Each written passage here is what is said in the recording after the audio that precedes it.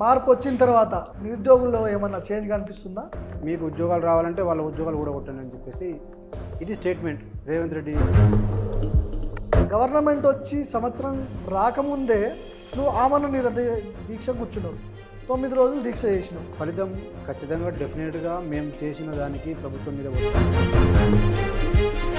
నువ్వు దీక్ష చేస్తున్నప్పుడు BRS party నుంచి కానీ బీజేపీ నుంచి కానీ లీడర్లు ఎవరెవరి మద్దతు నీకు వచ్చింది? బీజేపీ పార్టీ నుంచి రాణి విక్రమారెడ్డి గారు వచ్చినారు, ఏలేటి మహేశ్వర రెడ్డి గారు వచ్చినారు, ఈటల రాజేంద్ర గారు వచ్చినారు, దాని తర్వాత ప్రవీణ్ కుమార్ సార్ వచ్చినారు, మనకి రాకేష్ రెడ్డి గారు వచ్చినారు, దాని తర్వాత హరీష్ రావు అన్న వచ్చినారు.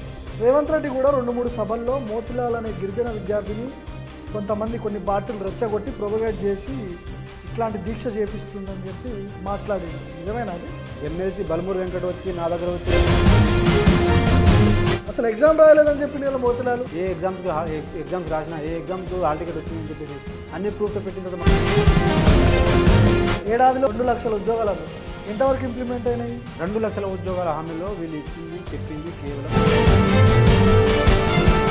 జియో 46 కూడా వాళ్ళు హామీ ఇచ్చారు. Jio number 46 sir, Jio number 46 రద్దే లేదు. లాంగ్ జంప్ హైట్ పెంచుకొని మాకు ఉద్యోగాలు లేకుండా చేసినటువంటి యువత ఎంతోమంది.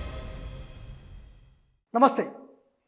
అసెంబ్లీ ఎన్నికల్లో కాంగ్రెస్ పార్టీ ఇచ్చినటువంటి హామీలు, నిరుద్యోగులకు ఇచ్చినటువంటి హామీలు ఖచ్చితంగా అమలు చేయాల్సిందే అని చెప్పి గత కొన్ని రోజుల క్రితం దాదాపు 9 రోజులు ఆమరణ నిరాహార దీక్ష చేసిండు మోతిలాల్. సో ఓయూజేఏసీ నుంచి మోతిలాల్ నాయక్ నాతో పాటు ఉన్నాడు. రేవంత్ రెడ్డి అవలంబిస్తున్న విధానాలు, అసెంబ్లీ ఎన్నికల్లో ఇచ్చినటువంటి హామీలు ఎంతవరకు అమలైన తెలంగాణ రాష్ట్రంలో, నిరుద్యోగులు ఎంతవరకు సంతోషంగా ఉన్నారు, ఇచ్చిన హామీలు ఎంతవరకు అమలైనాయి, ఇవన్నీ మాట్లాడదాం. మోతిలాల్ ఉన్నాడు నాతో పాటు. నమస్తే మోతిలాల్. నమస్తే అన్న. మార్పు వచ్చిన తర్వాత నిరుద్యోగుల్లో ఏమన్నా చేంజ్ కనిపిస్తుందా? మీరందరూ కలిసి కేసీఆర్ ఉద్యోగం ఊడగొట్టండి, మీకు ఉద్యోగాలు వస్తాయని చెప్పేసి మమ్మల్ని ఎమోషనల్గా రేవంత్ రెడ్డి అనే మనిషి రెచ్చగొట్టాడు. అసెంబ్లీ ఎన్నికలు వాళ్ళ ఉద్యోగాలు ఊడగొట్టండి, మీకు ఉద్యోగాలు రావాలంటే వాళ్ళ ఉద్యోగాలు ఊడగొట్టండి అని చెప్పేసి ఇది స్టేట్మెంట్ రేవంత్ రెడ్డి ఇచ్చినటువంటి స్టేట్మెంట్. ఓకే, సరే. ఇప్పుడు మేము అప్పటి వరకు పేపర్ లీక్ అయినాయి, ఎగ్జామ్స్ పోస్ట్పోన్ కాలేదు, ఇచ్చినటువంటి నోటిఫికేషన్స్ కూడా ప్రాపర్ జరగట్లేదని చెప్పేసి మేము కాంగ్రెస్ పార్టీకి 2023లో జనవరి నుంచి మొదలుపెట్టినాం. మేము రోడ్డు మీద రావటం 2025 జనవరి అయిపోవడానికి వచ్చింది. 2 సంవత్సరాలు మేము పార్టీలను ఓడగొట్టడానికి, పార్టీలను ప్రభుత్వంలో తీసుకురావడానికి, ఆ పార్టీలు ప్రభుత్వంలో వచ్చిన తర్వాత మాకు ఉద్యోగాలు ఇవ్వమని చెప్పేసి మళ్ళీ మేము రోడ్ల మీద ఎక్కడానికి, ధర్నాలు చేయడానికి, రాస్తారోకోలు చేయడానికి, దీక్షలు చేయడానికి, ఆమరణ నిరాహార దీక్షలు చేయడానికి ఇది జరిగింది తప్పితే ఎక్కడ కూడా ఉద్యోగాలకు నోటిఫికేషన్ ఇచ్చి ఈ నిరుద్యోగ యువతను ఆదుకున్న పరిస్థితి సందర్భం అయితే లేదు. గత పాలనలో న్యాయం జరగలేదు, నిరుద్యోగులకు ఎట్లాంటి ఉద్యోగాలు రాలేదని చెప్పి మీలాంటి వాళ్ళని రెచ్చగొట్టడము, అసలు మీకు ఉద్యోగాలు రాకపోయి మీరు రెచ్చిపోయి రోడ్ల మీదకి రావడం, ఇవన్నీ జరిగినాయి. గవర్నమెంట్ వచ్చి సంవత్సరం రాకముందే నువ్వు ఆమరణ నిరాహార దీక్ష కూర్చున్నావు, 9 రోజులు దీక్ష చేసినావు. ఎందుకు కూర్చోవాల్సింది? నిన్ను ఎవరైనా ప్రోపగేట్ చేసిరా, లేకపోతే నువ్వు చేసిన దీక్షకి ఏమన్నా ఫలితం దక్కిందా? ఎట్లా అనా? ఫలితం ఖచ్చితంగా డెఫినెట్గా మేము చేసిన దానికి ప్రభుత్వం మీద ఒత్తిడి అయితే వచ్చింది, భయపడింది. కానీ అది సరిపోదు. అది చాలా మేము చేసిన దాంట్లో 0.01% కూడా మాకు సాటిస్ఫాక్షన్ లేదు. ఎందుకంటున్నా అంటే అన్న, ఇప్పుడు తెలంగాణ రావడంలో కీలక పాత్ర పోషించింది మేమే. 10 సంవత్సరాల నుంచి మీరు ఉద్యోగాలంటే 2 సంవత్సరాలు 3 సంవత్సరాల నుంచి చూడొద్దు. ఈ 10 సంవత్సరాలు తెలంగాణ వస్తే అరే మన తెలంగాణ వచ్చింది, మనం ఉద్యోగాలు కొట్టుకోవాలని చెప్పి చదవటం మొదలుపెట్టినటువంటి యువత ఈరోజు 30-35 సంవత్సరాల వయసు వచ్చే పరిస్థితికి వచ్చింది. అయితే ప్రభుత్వాన్ని ఓడగొట్టిన తర్వాత ప్రభుత్వం ఏమన్నది, వాళ్ళ ఉద్యోగాలు ఓడగొట్టండి, మీకు ఉద్యోగాలు వస్తాయని చెప్పేసి ఇదే కాంగ్రెస్ పార్టీ నాయకులు, ఇదే రేవంత్ రెడ్డి గారు చెప్పినారు. దీని తర్వాత ఆ మాట విని మేము ప్రభుత్వం వచ్చింది, ఇంకొక ప్రభుత్వాన్ని ఓడగొట్టినాం, ఇంకో ప్రభుత్వం వచ్చింది. వచ్చిన మొదటి నెలల్లోనే గ్రూప్ 2 2000, గ్రూప్ 3 3000, గ్రూప్ 4 4000, గ్రూప్ 1 1:100తో గ్రూప్ 1 నోటిఫికేషన్ వేస్తామని చెప్పేసి, దాని తర్వాత మెగా డిఎస్సి 25,000 వేస్తామని చెప్పేసి వాళ్ళు మాకు చెప్పినారు. డిఎస్సి వేయలేదా? వీళ్ళు వేసారు కదా, 10,000 ఏమి వేసినట్టున్నారు, 6,000. కేసీఆర్ ఉన్నప్పుడు 6,000 ఆల్రెడీ 5,000 ఇచ్చినారు, వీళ్ళు 6,000 వేసినారు, 11,000. సో వాళ్ళు వేసిన దానికి వీళ్ళ ఖాతా ఎట్లా వస్తుంది? వీళ్ళ ఖాతా రైట్. మేము ఆ టైంలో కేవలం మేము అడిగినది ఇప్పుడు ఏదైతే చెప్పినామో ఇది 30,000 ఉద్యోగాలే, 2 లక్షల ఉద్యోగాలు కూడా కావు. 30,000 ఉద్యోగాలకు మేము కావాలని చెప్పేసి మన అశోక్ నగర్ నుంచి కొంతమంది నిరుద్యోగులు రిప్రజెంటేషన్ ఇచ్చుకుంటూ వస్తున్నారు. వచ్చిన ప్రాసెస్లో మిత్ర అనే ఒక అమ్మాయి, ఒక యాస్పిరెంట్, ఆమె పోయి ఒక లీడర్ కాళ్ళు కూడా పట్టుకున్నది, చిన్నారెడ్డి కాళ్ళు పట్టుకున్నారు, కాళ్ళు కూడా పట్టుకున్నది, కనికరించలేదు. దాని తర్వాత ఈ ఇందిరా పార్క్ దగ్గర ధర్నా పెట్టినారు. ఏడాదిలో 2 లక్షల ఉద్యోగాల వీళ్ళు చెప్పింది ఏంది? ఈ ధర్నాలు, ఈ రిప్రజెంటేషన్లు అన్నీ ఎప్పుడు అంటే ప్రభుత్వం వచ్చిన 3వ నెలలో మేము 3వ నెలలో. అవును, వాళ్ళు 1 నెల అంటే మేము 3 నెలలు వెయిట్ చేసినాం. మరి 3 నెలలు 4 నెలలు కూడా నువ్వు పని చేయకపోతే మరి 10 సంవత్సరాల నుంచి మేము అందరూ నిరీక్షణతో ఉన్నటువంటి నిరుద్యోగులు, మరి వీళ్ళకి న్యాయం ఏం జరగాలన్నా? సో నువ్వు 9 రోజులు దీక్ష చేసినావు. ఈ 9 రోజులు దానికి కారణమే ఈ దీక్ష. ఈ 11 సంవత్సరాల జర్నీ, 11 సంవత్సరాల ఎదురుచూపు, 11 సంవత్సరాల నుంచి ఉన్నటువంటి నిరుద్యోగ యువతకు న్యాయం జరగడం కోసం ఆమరణ నిరాహార దీక్ష అనేది ఆ టైంలో తీసుకోవాల్సిన సందర్భం వచ్చింది కాబట్టి తీసుకున్నాం. నువ్వు దీక్ష చేస్తున్నప్పుడు బీఆర్ఎస్ పార్టీ నుంచి కానీ బీజేపీ నుంచి కానీ ఎట్లాంటి అంటే లీడర్లు ఎవరెవరి మద్దతు నీకు వచ్చింది? బీఆర్ఎస్ నుంచి ఎవరికి వచ్చింది? అప్పుడు అక్కడ నుంచి మన బీజేపీ పార్టీ నుంచి రాణి రుద్రమారెడ్డి గారు వచ్చినారు, ఏలేటి మహేశ్వర్ రెడ్డి గారు వచ్చినారు, ఇటు ఈటల రాజేంద్ర గారు వచ్చినారు, దాని తర్వాత ప్రవీణ్ కుమార్ సార్ వచ్చినారు, మన ఇటు రాకేష్ రెడ్డి గారు వచ్చినారు, ఎర్రోల శ్రీనివాస్ అన్న వచ్చినారు, దాని తర్వాత హరీష్ రావు అన్న వచ్చినారు. సో మద్దతు అనేది అన్ని సెక్షన్స్ ఆఫ్ పీపుల్ నుంచి, అన్ని పొలిటికల్ పార్టీస్ నుంచి, ఇప్పుడు బీఎస్పీ పార్టీ నుంచి, వేరే పార్టీ, జనసేన పార్టీ నుంచి, జనసేన పార్టీ నాయకులు వీళ్ళందరూ వచ్చినారు, సంఘాలు వచ్చినారు, అందరూ విద్యార్థి సంఘాలు, కుల సంఘాలు, పొలిటికల్ పార్టీస్ అందరూ వచ్చినాయి. ఎందుకంటే ఆ కాజ్ అనేది జెన్యున్గా చేసినాం కాబట్టి. రేవంత్ రెడ్డి కూడా 2-3 సభల్లో మోతిలాల్ అనే గిరిజన విద్యార్థిని కొన్ని పార్టీలు రెచ్చగొట్టి ప్రొపగేట్ చేసి ఇట్లాంటి దీక్ష చేపిస్తుందని చెప్పి మాట్లాడిండు. నిజమేనా అది? సార్, ఇప్పుడు వాళ్ళ మనిషి ఎమ్మెల్సీ బల్మూరు వెంకట వచ్చి నా దగ్గర వచ్చి విరమించుకో అని చెప్పేసి, నేను విరమించుకో మోతిలాల్ అని చెప్పేసి చెప్పినప్పుడు ఆ మాట విని నేను జియోతోనే రా అని చెప్పకుండా నేను ఆ మాట విని ఆయనతో పాటు వచ్చి రేవంత్ రెడ్డి ముందర కూర్చొని నేను ఆయన మాట విని వచ్చి ఉంటే ఇలా మాట్లాడేటోళ్ళ? ఇట్లా మాట్లాడటం సార్. అసలు ఎగ్జామ్ రాయలేదని చెప్పింది కదా మోతిలాల్. మరి ఎగ్జామ్ రాయలేదు, ఎగ్జామ్కి అప్లై చేయలేదు, నువ్వు రాయలేదు, అసలు ఆయన అర్హుడు కాదని చెప్పి మాట్లాడు. ఒకటి, as a Osmania university student లీడర్గా I have right to speak on any issue and to fight on any issue. So తెలంగాణలో ఏ ఇష్యూ మీద ఉన్నా కూడా విద్యార్థులు కావచ్చు, నిరుద్యోగులు కావచ్చు, ఇంకా నా శక్తికి యాజ్ ఏ ఇండివిజువల్గా నేను దేని మీద క్వశ్చన్ చేసే హక్కు ఉన్నది, నేను చేస్తా. ఒకటి. రెండోది, ఇప్పుడు నీకు క్వాలిఫికేషనే కావాలి, నీకు ప్రూఫే కావాలంటే నేను ఢిల్లీ నుంచే మొదలుపెట్టినా కదా మొత్తం. నేను గ్రూప్ 2 నా హాల్ టికెట్ ఏంది, గ్రూప్ 1 హాల్ టికెట్ ఏంది, నేను గ్రూప్ 3 హాల్ టికెట్ ఏంది, ఏ ఎగ్జామ్స్ రాసినా, ఏ ఎగ్జామ్కి హాల్ టికెట్ వచ్చింది అని చెప్పేసి అన్ని ప్రూఫ్తో పెట్టిన తర్వాత మరి మళ్ళీ రెండో మాట ఎందుకు మాట్లాడలేదు రేవంత్ రెడ్డి గారు? ఓకే. కాబట్టి ఒక పర్సన్ని బ్లేమ్ చేయడం కోసం ఇప్పుడు ఈయన టీఆర్ఎస్ పార్టీ అని అనగానే వాళ్ళు మా యొక్క ఉద్యమాన్ని నీరుగార్చడానికి నన్ను ఒక్కనే అనలే. నా తర్వాత అశోక్ నగర్లో అందరూ పెయిడ్ ఆర్టిస్ట్ లాగా అందరూ పైసలు ఇస్తే ఉద్యమాలకు దిగినట్టుగా అంతదాగేందుకు సార్? హైడ్రాలో ఇల్లు కూలిపోతున్నారా నాయన అని చెప్పేసి వాళ్ళు చెప్తే వాళ్ళు కూడా పైసలు ఇస్తే ఎవరైనా ఇల్లు కూలగొట్టుకొని, ఇప్పుడు నాకు పైసలు ఇచ్చినంత మాత్రాన నేను నా ఇల్లు కూలిపోతుంటే నేను బయటకు వచ్చి నేను 4,000 2,000 తీసుకొని ఎవరైనా ధర్నా చేస్తారా సార్? ఇప్పుడు వీళ్ళు ఏడాదిలో 2 లక్షల సెన్స్ అనేది ఉండాలి కదా. ఏడాదిలో 2 లక్షల ఉద్యోగాలు, 1 లక్ష ఉద్యోగాలు ఏమన్నారు? 2 లక్షల ఉద్యోగాలు అన్నారు. ఎంతవరకు ఇంప్లిమెంట్ అయినాయి? 2 లక్షల ఉద్యోగాల హామీలో వీళ్ళు చెప్పింది కేవలం 12,000 ఉద్యోగాలకు ఈ కాంగ్రెస్ ప్రభుత్వం ఇచ్చినటువంటి నోటిఫికేషన్. మరి మిగతా 1,82,000 ఉద్యోగాలు అయితే ఎట్లా ఉన్నాయిగా ఇవ్వాల్సినవి అయితే. మరి జాబ్ క్యాలెండర్ సార్, ఇప్పుడు మేము ఈ జాబ్ క్యాలెండర్ కూడా వేస్తా అన్నారు, ఎంతవరకు వచ్చింది? దీని గురించి మాట్లాడుతున్నాం సార్. మేము ఫస్ట్ ఆఫ్ ఆల్ మేము అడిగింది 30,000 ఉద్యోగాలకు అడిగినాం. అది చేయకుండా దాన్ని స్కిప్ చేయడం కోసం జాబ్ క్యాలెండర్ అనే అంశాన్ని తీసుకొచ్చాడు. జాబ్ క్యాలెండర్ని స్వయంగా అసెంబ్లీలో ప్రకటించి మేము వేస్తున్నామని చెప్పేసి అక్టోబర్లో గ్రూప్ 1 నోటిఫికేషన్ రావాలి, అది లేదు. నెక్స్ట్ నవంబర్ డిసెంబర్లో నీకు ఏడబ్ల్యూ పవర్ సెక్టార్లో కొన్ని నోటిఫికేషన్స్ రావాలి, అది లేదు. ఫిబ్రవరిలో ఇప్పుడు జనవరిలో టెట్ కండక్ట్ చేస్తాడు, ఫిబ్రవరిలో డిఎస్సి చేస్తా అన్నాడు, అది లేదు. డిఎస్సి 6,000 వాళ్ళు మొన్నటి వరకు 10,000 వేస్తా అన్నారు. ఈ రోజు మార్నింగ్ అందిన సమాచారం ప్రకారంగా 4,000 నుంచి 5,000 వేస్తాం.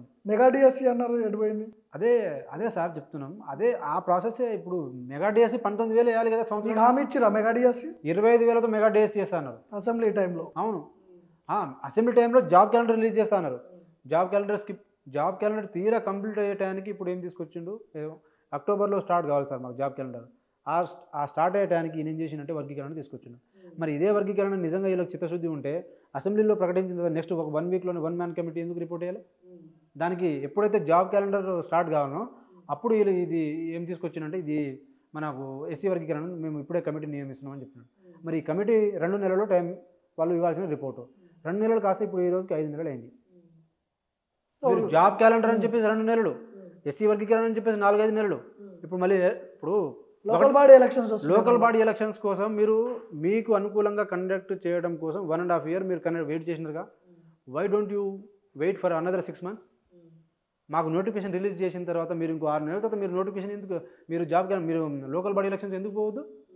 అది మీ చేతిలో ఉన్న పనే కదా సార్. ఏమైనా ఇబ్బంది అయ్యే అవకాశం ఉందా కాంగ్రెస్కి లోకల్ బాడీ ఎలక్షన్లో? కాంగ్రెస్ పార్టీకి ఇప్పుడు మీరు అసలైన ఉద్యమం ఇప్పుడు లేస్తుంది సార్. ఇది చాలా స్లో అండ్ స్టడీగా పోతుంది. ఇది ఈసారి కొట్టే దెబ్బ ఎట్లా ఉంటుంది అంటే మేము ఒక పార్టీని దృష్టిలో పెట్టుకొని చేసేది కాదు. ఇది అన్ని పార్టీలు సర్వనాశనం చేసినాయి తెలంగాణలో ఉన్న నిరుద్యోగులని. అన్ని పార్టీలు, ఏ పార్టీలు సార్ ఇప్పుడు మా కోసం కొట్లాడుతున్నాయి? ఏ ఆర్గనైజేషన్స్ మా కోసం కొట్లాడుతున్నాయి? ఏ సంఘాలు మా కోసం కొట్లాడుతున్నాయి? ఎవరు సార్ దీనికి చేయాల్సింది? ఎవరు రావాలి దీని మీద ఫైట్ చేయడానికి? ఎవరు రావాలి? ఈ పార్టీలో ఉన్నటువంటి క్యాడర్తో రాష్ట్ర వ్యాప్తంగా నిరుద్యోగులకు జాబ్ క్యాలెండర్ రిలీజ్ కావాలని చెప్పేసి ఒక్కరోజు రాష్ట్రం మొత్తం బంద్ చేయాలంటే వీళ్ళు చేయలేరా? ఈ సంఘాలు తలుచుకుంటే చేయలేవా? జియో నెంబర్ 29 ఎస్సీ ఎస్టీ బీసీలకు అన్యాయం జరిగిందని చెప్పేసి ఏ సంఘాలు బయటకు వచ్చి, ఏ పొలిటికల్ పార్టీస్ బయటకు వచ్చి మొత్తం ధర్నాలు చేసినాయి సార్? వీళ్ళందరూ కూర్చొని మాట్లాడే జాబితాలు ఉంటారు, కానీ కొట్లాడేది మేము, కష్టపడేది మేము. ఇప్పుడు రేపు రాబోయే ఇంకోటి మీకు జియో 46 కూడా వాళ్ళు హామీ ఇచ్చారు. Jio number 46 sir, Jio number 46 రద్దు లేదు. లాంగ్ జంప్ హైట్ పెంచుకొని మాకు ఉద్యోగాలు లేకుండా చేసినటువంటి యువతను ఎంతోమందిని. ఇప్పుడు ఈరోజు నేను అదే అంటున్నాను సార్, మేము మా కార్యాచరణ కూడా చాలా పకడ్బందీగా ఏం చేయబోతున్నారు. మా కార్యాచరణ ఏముంటుందంటే ప్రతి హాస్టల్కి ఒక లీడర్ ఉంటాడు, ఎవడి రూమ్కి వాడే లీడర్. ప్రతి ఒక్క రూమ్కి ఒక లీడర్ ఉంటాడు, ప్రతి హాస్టల్కి ఒక లీడర్ ఉంటాడు, ప్రతి లైబ్రరీకి ఒక లీడర్ ఉంటాడు, ప్రతి యూనివర్సిటీకి ఒక లీడర్ ఉంటారు, ప్రతి స్టడీ హాల్స్కి ఒక లీడర్ ఉంటారు. ఎవరి డిఎస్సి జేఎస్సి అని, లైబ్రరీ సైన్స్ జేఎస్సి అని చెప్పేసి, డిప్యూటీ సర్వేయర్ జేఎస్సి అని చెప్పేసి, విఆర్ఓ జేఎస్సి అని చెప్పేసి, ఇంకా పవర్ సెక్టార్ జేఎస్సి అని చెప్పేసి, గ్రూప్స్ జేఎస్సి అని చెప్పేసి, గ్రూప్ జియో నెంబర్ 29 జేఎస్సి అని చెప్పేసి, జియో నెంబర్ 46 జేఎస్సి అని చెప్పేసి, ఎన్ని సమస్యలు అన్ని జేఏసీలు ఫామ్ అవుతాయి సార్. మీరు ఎన్ని జేఏసీలు పెట్టినా ఇంకో 4 ఏళ్ల పాటు కాంగ్రెస్ ప్రభుత్వం ఉంటుంది, రెడ్డిగానే ఉంటాడు. ఆ భ్రమలోనే ఉంటూ ఏం చేస్తారు? మీతో ఏమవుతుంది అంటున్నా నేను. వాళ్ళు ఆ భ్రమలోనే ఉన్నారు. మేము ఏం చేస్తామంటే ఈసారి తెలంగాణలో ఒక్కరు ఆమరణ నిరాదీక్ష చేయరు, ఉన్న నిరుద్యోగులు మొత్తం ఆమరణ నిరాదీక్ష ఒకటేసారి మొదలు పెడతాం. ఇదేదో ఆవేశంగా చేసే పని కాదు. ఇప్పుడు రేపు 2-3 రోజుల్లో ఉస్మానియా యూనివర్సిటీ నుంచి రేపు జనవరి 27 కావచ్చు, 28 తారీఖు కావచ్చు, ఒక శాంతియుతమైన చట్టబద్ధమైనటువంటి జాబ్ క్యాలెండర్ ఒకే ఒక్క లైన్ మీద. ఎందుకు చట్టబద్ధమైన ఈ ఓడ్ ఎందుకు తీసుకొచ్చినామంటే సార్, ప్రభుత్వం రాకముందు ఒక మాట అన్నారు, ప్రభుత్వం వచ్చాక 3 నెలలు ఆగినాం, దీక్ష చేస్తూ ఉంటుంటే, ధర్నాలు చేస్తూ ఉంటుంటే మీరు అసెంబ్లీ సాక్షిగా జాబ్ క్యాలెండర్ అన్నారు. ఆ మాటకు గౌరవం లేదు. నువ్వు దీక్ష విరమించే టైంకి సార్ ఎట్లాంటి హామీ ఇచ్చి దీక్ష విరమించారు నీతో? సార్ వాళ్ళు ప్రభుత్వం మేము చచ్చిపోయినా పర్వాలేదు, మేము దేనికి రెస్పాండ్ కాము అన్న ఒక ఆలోచన నాకు అర్థమైంది. కాబట్టి వీళ్ళని నేను చచ్చిపోతే ఇంకో శ్రీకాంతాచారి అవుతా, అంతకు మించి ఏం జరగదు, వీళ్ళని బయటకు వచ్చి పోరాటం చేయాలని చెప్పేసి నేను బయటకు వచ్చి ఉద్యమం స్టార్ట్ చేసిన. వీళ్ళ ఉద్యమంలో పాల్గొన్న, ప్రత్యక్ష పోరాటాల్లో పాల్గొన్న, అవసరమైతే ఢిల్లీ వరకు కూడా పోయి వచ్చినాం. మేము ధర్నా చేసి అక్కడ కూడా చెప్పొచ్చినాం. మేము చాలా క్లియర్ కట్ కాంగ్రెస్ పార్టీ తెలంగాణలో భూస్థాపితం అవుతుంది, ఇది గుర్తుపెట్టుకో, మేమే చేస్తాం, నిరుద్యోగులమే చేసేస్తామని చెప్పేసి వచ్చేసినాం. ఎందుకు?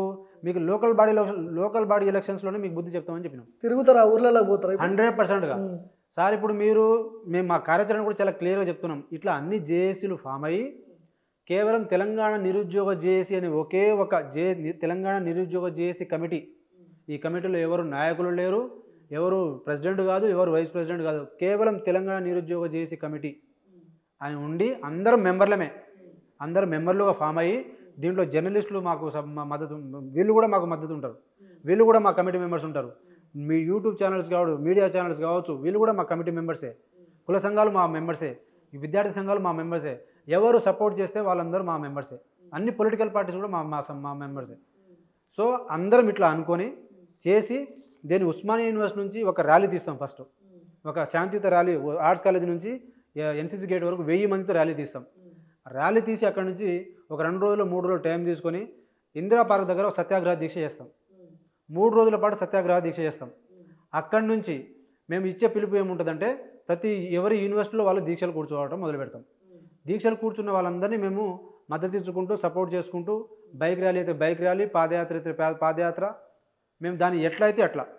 ఎందుకంటే ఇప్పుడు మేమందరం చాలామంది యువత మొత్తం విలేజ్ లెవెల్లోనే ఉన్నది. ఇప్పుడు ఈ కాంగ్రెస్ పార్టీ ఎలక్షన్స్ ఏవైతే ఉన్నాయో ఇప్పుడు 2 నెలలు జరుగుతుంది మా అంటే.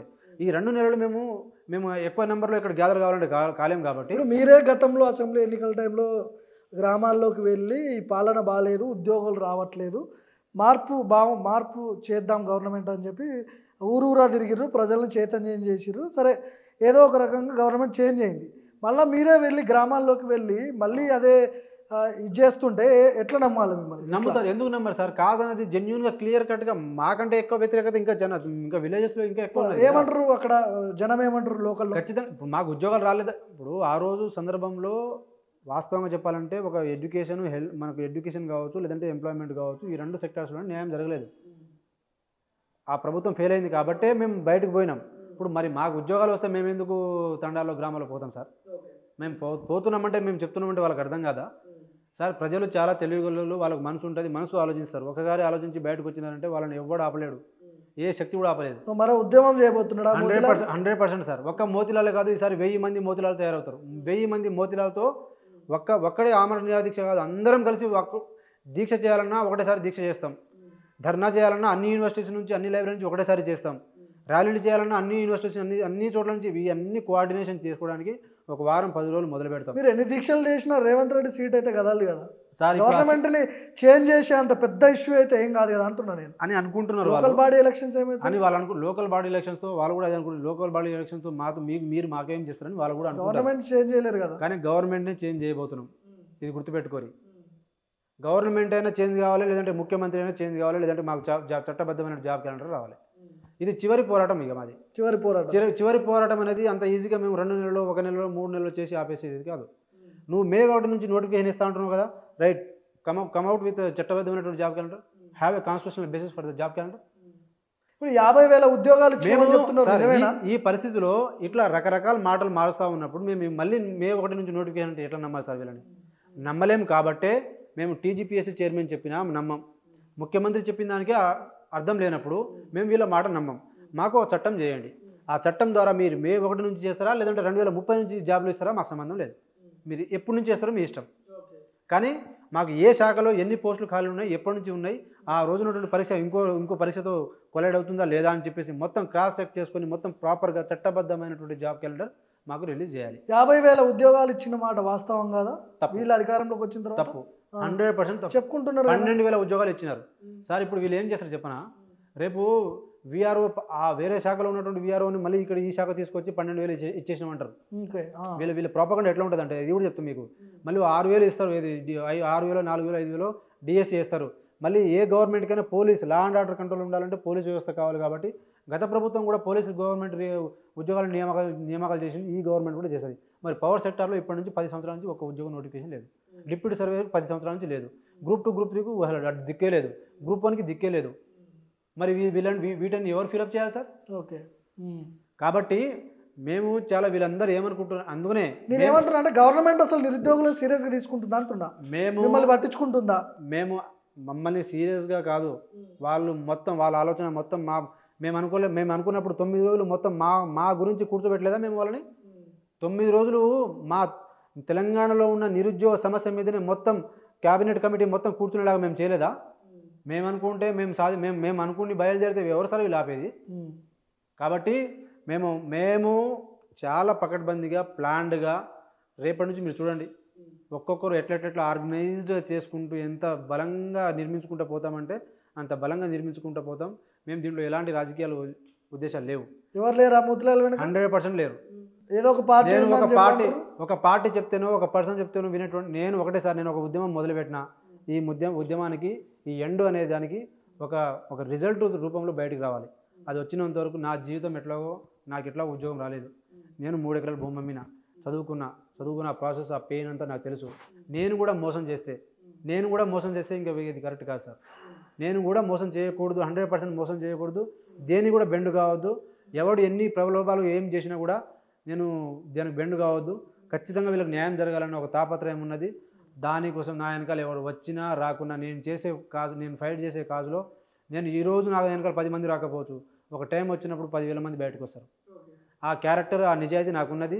ఆ నిజాయితీయే నా శక్తి, ఆ నిజాయితీయే నా యొక్క బలం. కాబట్టి కాంగ్రెస్ అధికారం ధర్మయుద్ధంగా నేను మొదలు పెడుతున్నా. నేను ధర్మం కోసం వీళ్ళకు ఈ నిరుద్యోగ యువతకు న్యాయం జరగాలి. ఇంకో విషయం చెప్తున్నా సార్, ఇప్పుడు వీళ్ళకు ఉద్యోగాలు వచ్చినాయి అనుకోండి, వీళ్ళు గవర్నమెంట్ కేవలం బర్డెన్, ఇప్పుడు వయసు విరమణ, పదవి విరమణ ఇంతకుముందు 58 నుంచి 62 నువ్వు చేస్తావు, ఈరోజు 62 నుంచి నువ్వు 65 చేస్తే చేసేటోడికి ఓపిక లేదు, చేసేటోడికి ఇష్టం లేదు. నువ్వు ఇటు సైడు ప్రమోషన్లు కూడా ఇదే సార్, ప్రమోషన్లు కూడా ఇదే కథ. ప్రమోషన్లు ఇవ్వడానికి, వీళ్ళు వయసు పెంచడానికి దీంట్లో ఉన్నటువంటి ఒకే ఒక రీజన్ ఏంటంటే నిరుద్యోగులకు న్యాయం జరగకూడదు. సార్ ఇప్పుడు స్కూల్ అసిస్టెంట్లో ఉన్నటువంటి మనం ఒక ఇష్యూ చూసుకుందాం సార్. స్కూల్ అసిస్టెంట్లో మీకు డిఎస్సి, ఇప్పుడు టీటీసీ నుంచి ఎగ్జామ్ రాసేసి వాళ్ళు పాఠాలు చెప్తూ ఉంటారు. ప్రైమరీ లెవెల్కి సెలెక్ట్ అయిన తర్వాత స్కూల్ అసిస్టెంట్గా వాళ్ళు ప్రమోట్ అవుతారు. వాళ్ళు 20 సంవత్సరాలు, 10 సంవత్సరాలు, 15 సంవత్సరాలు పాఠం చెప్పిన తర్వాత వాళ్ళకు అంత బలంగా, అంత ఏజ్లో, ఒక 30 సంవత్సరాలు ఏజ్లో వాళ్ళు చెప్పగలుగుతారా? డైరెక్ట్ డిఎస్సి ద్వారా రిక్రూట్ అయ్యి డైరెక్ట్ అతను ఎగ్జామ్ రాసిన తర్వాత అతను చెప్పాలన్న ఇంటెన్షన్, చెప్పాలన్న స్పిరిట్ ఎట్లా ఉంటుంది సార్? కానీ ఏ నిరుద్యోగి కూడా గత 2-3 నెలల నుంచి రోడ్డు మీదకి రావట్లేదు, ఒక ధర్నా లేదు, ఒక రాస్తా రోక లేదు. అంటే విద్యార్థులు, నిరుద్యోగులు ఎందుకు కూలైనట్టు, ఎందుకు చల్లబడ్డట్టు? సార్ మేము ఉద్యోగాలు వచ్చినాయని అనుకోవచ్చా? ఎట్లా ఉద్యోగాలు ఇచ్చింది కాంగ్రెస్ పార్టీ? మేము పెయిడ్ ఆర్టిస్టులం కాదు. మేము ఒక సమయం, సందర్భం, దానికి ఓపిక, దానికి ఒక టైము, మేము ఆలోచన చేసి ఇప్పుడు దాకా ఆవేశంతో బయటకు వచ్చినాం. ఆవేశం కూడా ఎందుకంటే అట్లాంటి సందర్భం కాబట్టి ఈసారి ఆలోచనతో బయటకు వస్తాం. ఈసారి ఆలోచనతో చాలా పకడ్బందీగా, ఇప్పుడు వీళ్ళు వేస్తారేమో మనమని ఒక ఓపికతో. ఇప్పుడు మేము అక్టోబర్లో స్టార్ట్ అవ్వాల్సినటువంటి జాబ్ క్యాలెండర్ కోసం మేము అప్పటి నుంచి ఎస్సీ వర్గీకరణ అంటే ఆగినాం. ఎందుకు ఆగినాం మీరు అన్నారు కదా, ఎందుకు చల్లబడ్డారని చెప్పేసి. వర్గీకరణ జనవరిలోనే కదా, జనవరి 11 కదా కావాల్సింది. ఇప్పటివరకు నువ్వు చేయలేదు, చేస్తావో లేదో తెలియదు. నువ్వు చేయాలని ఒకరు, చేయకూడదని ఒకడు. మరి నిరుద్యోగులు ఏం కావాలి సార్? సో చివరిగా చెప్పండి, ఏం చెప్తున్నారు తెలంగాణ ప్రభుత్వానికి, ఈవెన్ రేవంత్ రెడ్డికి? తెలంగాణ ప్రభుత్వానికి నేను చాలా ఉద్యోగుల తరపున తెలంగాణ ప్రభుత్వానికి నేను సున్నితంగా ఒక విషయం చెప్పదలుచుకున్నా. దయచేసి పెద్ద మనసుతో మీరు ఆలోచన చేసుకోండి. మా వెనకాల ఎలాంటి శక్తులు కానీ, మాకు రెచ్చగొట్టే శక్తులు కానీ ఎలాంటివి ఏం లేవు. ఒకవేళ వాళ్ళు అదే ఉంటే వాళ్ళు ఎప్పుడు ఉరకమంటే అప్పుడు ఉరికేటోళ్ళం. మీ మధ్యలో 3-4 నెలలు మేము ఆగేటోళ్ళం కాదు. మేము ప్రభుత్వానికి మీరు పెద్ద మనసు చేసుకొని, మీకు చరిత్ర ఉన్నది, తెలంగాణ ఇచ్చిన చరిత్ర ఉన్నది. అదే తెలంగాణ కోసం 1500 మంది నిరుద్యోగులను పొట్టన పెట్టుకున్న చరిత్ర కూడా మీకు ఉన్నది. మీరు నేను కాంగ్రెస్ పార్టీకి చెప్తున్నాను, నేను టోటల్ కాంగ్రెస్ పార్టీకి చెప్తున్నాను. ఇప్పుడు మీ బాధ్యత ఇది. మీరు రాజకీయ జీవితంలో, మీ రాజకీయంలో మీరు నిలదొక్కుకోవాలంటే మాత్రం మీరు ఒకటి వేరే పార్టీకైనా మారండి, లేదంటే మీ ముఖ్యమంత్రి అయినా మారండి, లేదంటే మాకు ఉద్యోగాలు వచ్చేటట్టు మీరు చేయండి. ఇది చేయకపోతే చేసేలాగా మేము ఉద్యమం చేస్తాం. మేము చేయబోయేది కూడా చాలా సింపుల్ చెప్తున్నాం. చట్టబద్ధమైనటువంటి జాబ్ క్యాలెండరు మీరు 20,000 ఇస్తారా, 30,000 ఇస్తారా, 1,00,000 ఇస్తారా, 5,000 ఇస్తారా, 10,000 ఇస్తారా, 2025లో ఇస్తారా, 2030లో ఇస్తావా, 2050లో ఇస్తావా, మాకు ఇప్పుడు చేయాలి. మీరు అన్న లైన్ ప్రకారం ఒకవేళ జాబ్ క్యాలెండర్ వేయకపోతే, ఉద్యోగాలు ఇవ్వకపోతే మీరేం చేయబోతారు? వేయకపోతే అని ఉండదు. వేసేంత వరకు మేము రేపు జనవరి 27 ఆర్ జనవరి 28 ఉస్మానియా యూనివర్సిటీ నుంచి శాంతియుతంగా ఆర్ట్స్ కాలేజ్ నుంచి చట్టబద్ధమైనటువంటి జాబ్ క్యాలెండర్ కావాలని చెప్పేసి మేము ఎన్సీసీ గేట్ వరకు 1000 మందితో మేము ర్యాలీ తీస్తాం. తీసిన తర్వాత రిక్వెస్ట్ చేస్తున్నారా, గవర్నమెంట్కి డిమాండ్ చేస్తున్నారా? మేము రిక్వెస్ట్, ఇప్పుడు మేము మాకు పని రిక్వెస్ట్ చేస్తే ఉద్యమం ఎట్లయితుంది? మేము అదే చెప్తున్నాం సార్, మేము మా సమస్య పరిష్కారం అయ్యే వరకు డిమాండే, ఇంకా రిక్వెస్ట్ ఏమి ఉండదు. ఇక మేము రిక్వెస్ట్, మీ తమ్ముళ్ళంగా అన్నలంగా మేము చెప్తున్నాం మీరు చేయండి అని.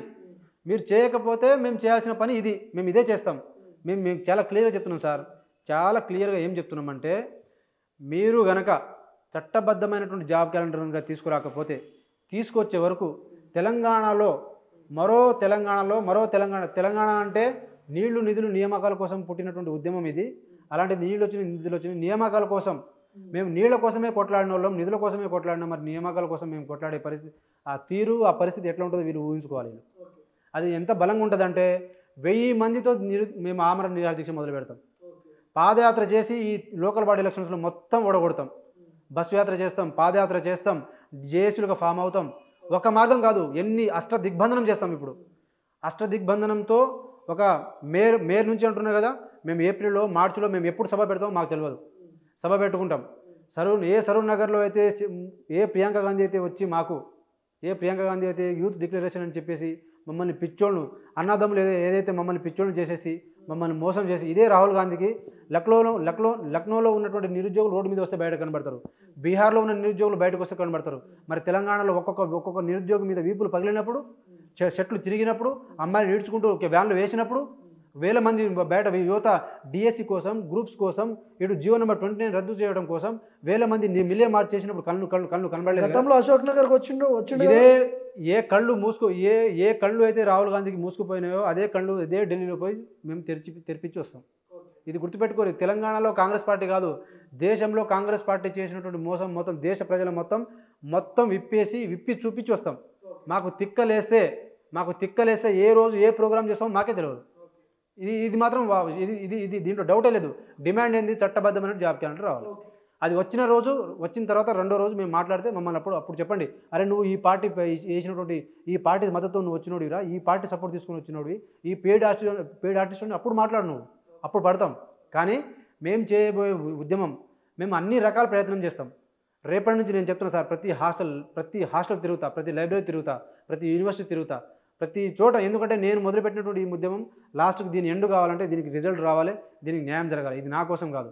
కాబట్టి ఈ ప్రాసెస్లో నేను చట్టబద్ధంగా ఎక్కడా విరుద్ధం నేను ధర్నాలు చేయట్లేదు, రాస్తారోకోలు చేయం, ముట్టడిలు చేయం, దీక్షలు చేస్తే సభలు పెడతాం, ర్యాలీలు చేస్తాం.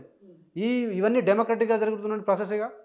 దీంట్లో నన్ను గనక ఎక్కడైనా అక్రమ కేసులు వేసి ఏ జైలుకైనా పంపిస్తే, ఏ లైబ్రరీలో నన్ను ఆపితే అక్కడి నుంచి నా ఆమరణ నిరాహార దీక్ష మొదలు పెడతా. ఏ జైల్లో నన్ను ఉద్యమం చేస్తే కేసులు పెట్టకుండా ఎందుకు ఉంటుంది? నేను ఉద్యమాలు సార్ మేము డెమోక్రటిక్గా మేము డెమోక్రటిక్గా మొబిలైజ్ చేసుకుంటా పోతా ఉన్నాం. వాళ్ళు కక్ష సాధింపు చెప్తున్నా నేను. మేము ఇక్కడ నుంచి శాంతియుతంగా ర్యాలీ తీస్తాం, అక్కడ మేము అన్డెమోక్రటిక్ యాక్టివిటీ చేయట్లేదు. రేపు ఇందిరా పార్క్ దగ్గర ఒక 3 రోజులు మేము సత్యాగ్రహ దీక్ష చేస్తాం, అదే అన్డెమోక్రటిక్ యాక్టివిటీ కాదు. మేము పర్మిషన్ తీసుకొని ర్యాలీలు చేస్తాం, అన్డెమోక్రటిక్ యాక్టివిటీ కాదు. ఎలక్షన్లో తిరుగుతాం, యూనివర్సిటీ తిరుగుతున్న ప్రాసెస్లో మీరు టార్గెట్ చేసి నువ్వు ఇది చేసినావు అది చేసినావు అని చెప్పేసి కనుక ఏ యూనివర్సిటీలో నన్ను అరెస్ట్ చేస్తారో ఆ యూనివర్సిటీ నుంచి నా ఆమరణ నిరాహార దీక్ష మొదలు పెడతా. ఏ లైబ్రరీ నన్ను ఆపుతారో అక్కడి నుంచి నా ఉద్యమం మొదలు పెడతా. నన్ను అరెస్ట్ చేసినారంటే మాత్రం నేను ఆమరణ నిరాహార దీక్ష మొదలు పెడతా. ఎందుకంటే నేను శాంతియుతంగానే చేస్తున్నా. మేము చెప్తున్నాం చాలా క్లియర్ కట్గా, మీరు ఆరామ్సే కూర్చోండి, మీకు 24 గంటలు టీవీలు పెట్టుకొని మమ్మల్ని చూసేలాగా మేము చేస్తాం. ఇది ఒక్కటి చేస్తే జరిగేది కాదు. ఇది ఈసారి అందరం వస్తాం, అందరం బయటకు వస్తాం. Right Motilal, thank you.